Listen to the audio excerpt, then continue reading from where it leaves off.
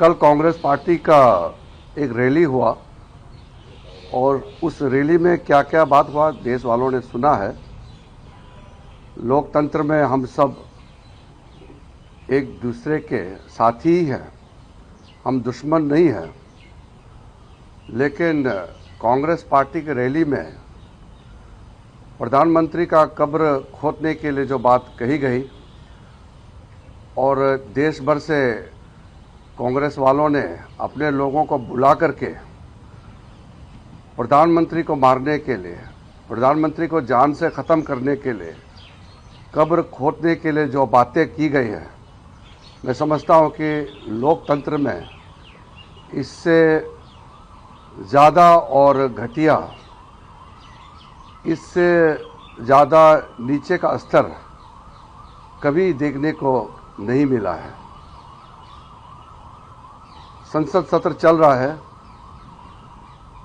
Congress party के अध्यक्ष और कांग्रेस पार्टी के नेता प्रतिपक्ष पार्लियामेंट में देश के लोगों से माफ़ी मांगना चाहिए।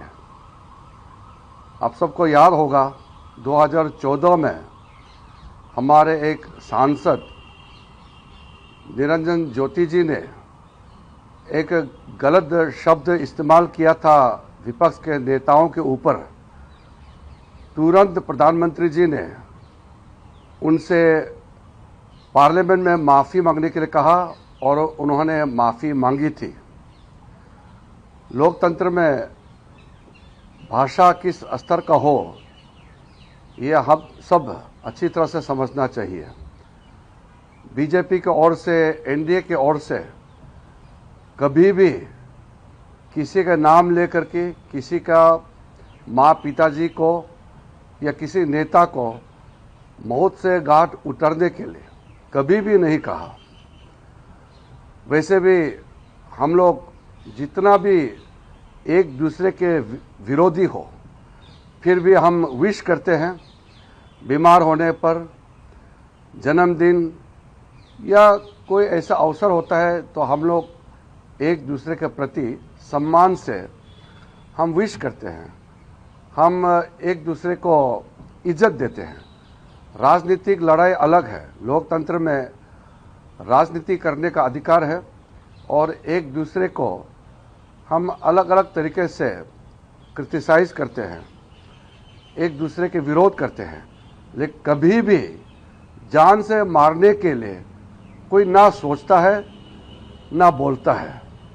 ये किस तरीके के मानसिकता है जो विरोधी को जान से मारने के लिए खुलेआम ऐलान करते हैं। देश के प्रधानमंत्री 140 करोड़ भारत के, विश्व के सबसे बड़ा लोकतंत्र भारत देश का प्रधानमंत्री आदरणीय नरेंद्र मोदी जी को दुनिया मानते हैं, देश के लोग मानते हैं।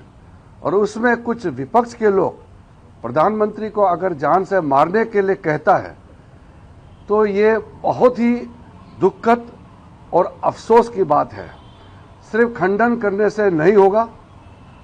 पार्लियामेंट में कांग्रेस अध्यक्ष और कांग्रेस के नेता प्रतिपक्ष माफ़ी मांगना चाहिए, देश से माफ़ी मांगना चाहिए पार्लियामेंट के फ्लोर में।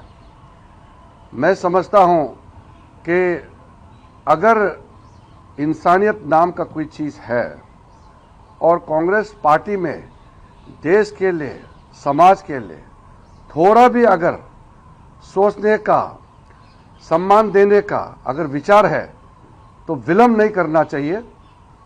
तुरंत देशवासियों से पार्लियामेंट के फ्लोर से माफ़ी मांगना चाहिए। तब जाकर के हम समझेंगे कि गलती हुई है और कांग्रेस पार्टी ने गलती माना है। जो चर्चा हो चुके हैं, पार्लियामेंट में बहस होते हैं, हम हर मुद्दे के लिए चर्चा के लिए तैयार रहते हैं। और पार्लियामेंट से भाग जाना और प्रधानमंत्री जी को गाली देना, ये सभ्य समाज में बिल्कुल शोभा नहीं देता है। मैं फिर से कहना चाहता हूं, कांग्रेस अध्यक्ष और कांग्रेस के नेता प्रतिपक्ष दोनों लोकसभा राज्यसभा में देशवासियों से माफ़ी मांगना चाहिए और कभी भी भविष्य में एक दूसरे के प्रति और विशेष करके नेताओं के प्रति इस तरह का भाव नहीं रखना चाहिए। मोदी जी हमेशा शालीनता को आगे रख करके अपने पार्टी के लोगों को भी कहता है कि हम विपक्ष के नेताओं को दुश्मन नहीं मानना चाहिए। हम एक प्रतिद्वंद्वी की तरह, एक राइवल की तरह, हमारा एक ओपोनेंट है, पॉलिटिकल ओपोनेंट है, उस हिसाब से हम देखते हैं। और जान से मारने की धमकी, कब्र खोदने के लिए जो ऐलान किया गया है, ये राजनीति हमारा देश के लिए बहुत नुकसानदायक है और माफ़ी मांगने से बिल्कुल देरी नहीं होना चाहिए। मैं बहुत साफ शब्दों से कहना चाहता हूँ।